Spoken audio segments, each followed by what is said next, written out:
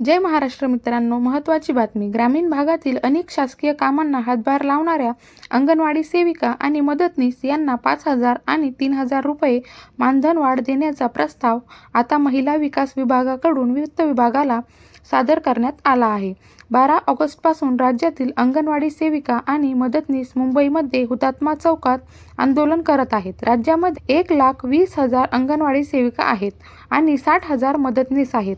अंगणवाडी सेविकांना 12,000 रुपये मानधन आहे आणि मदतनीसांना 8,000 रुपये मानधन आहे।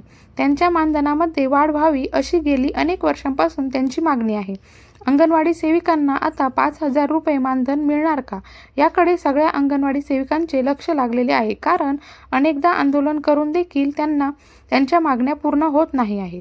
आता मात्र महिलांनी बालविकास विभागाला हा प्रस्ताव वित्त विभागाला सादर केला आहे। त्यामुळे त्यांच्या मागण्या मान्य होतात का नाही ते पाहणं अतिशय महत्त्वाचं ठरणार आहे।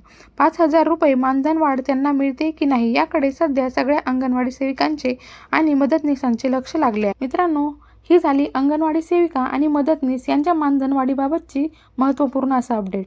असेच नवनवीन व्हिडिओ बघण्यासाठी आपल्या चॅनलला सबस्क्राईब करा। धन्यवाद।